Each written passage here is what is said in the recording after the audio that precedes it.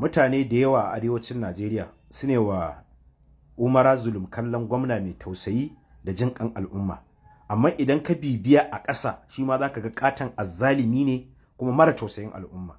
Kwana-kwanan nan gwamnatinsa ta ce ta yaye 'yan Boko Haram mutum 270 an sako su cikin al'umma su dasi rayuwarsu, an yafe musu duk kashe ɗan adam ɗin da suka yi, an yafe musu duk mutanen da suka jikkata, an yafe musu duk dukiyar da suka lalata a cikin Maiduguri, sannan yanzu a ba su albashi su zo su yi rayuwa a cikin al'umma kamar yadda kowa yake rayuwa, a cikin mutanen da suka kashe wa 'ya'ya, a cikin mutanen da suka kashe wa mata, a cikin mutanen da suka kashe wa iyaye, su dawo su yi rayuwa a cikin wannan mutanen sun yafe musu. Amma kuma an kasa yafe wa waɗanda suka fito zanga-zanga domin su nuna ɓacin ransu da damuwarsu kan matsalar da ake ciki a Maiduguri na kuncin rayuwa da ƙangin talauci da rashin aikin yi ga matasa. An ɗaure su shekara 5 ƙarƙashin gwamnatinka, kuma wai ana baka kallon a matsayin wani mai tausayi bayan ƙatar azzalimi ne kai ma. Kuma kullun shi yasa muke faɗa duk azzaliman shugabanni a Najeriya suna arewacin Najeriya, su suka hana Najeriya ta ci gaba. Kuɗin local government sun tattare sun riƙe, ba sa son kowa ya mora, sun ki inganta rayuwar al'umman matasansu, sun ki samar da ayyukan da za su taimaka matasa al'amura su ci gaba, sai dai a dinga bin su ane musu honorable suna jin daɗin wannan, sun taimaka matasa wajen lalacewarsu. Yanzu in ba tsantsan zalunci da tsantsan mugunta da rashin tausayi ba, ta ya za ka ɗaure wanda ya fito zanga-zanga shekara 5, sannan wanda ya kashe al'umma ya jikkata al'umma ya lalata duk komai na al'umma ka yafe masa ya dawo ya rayuwa a cikin wannan al'ummar, har ma za ku dinga bashi albashi.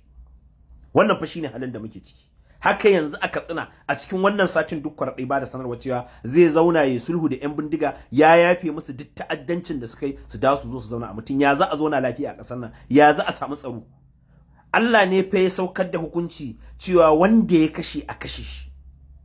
Min ajli zalika katabna ala bani isra'ila annahu man qatala nafsan bighairi nafsin aw fasadin fil ardi fa ka'annama qatala an-nas jami'a wa man ahyaha fa ka'annama ahya an-nas jami'a. Amma nan an zo ƴaƴan iska tsinannu wanda ma ka dau bindiga kenan yanzu ka kashe mutane, gwamnati za ta ji tsoron ka ta kira ka ka zo ku yi sulhu, sannan a baka kuɗi a baka albashi ka je kai rayuwar ka cikin daɗi, ga waɗanda ba sa komai an inganta rayuwarsu su rayuwa mai kyau.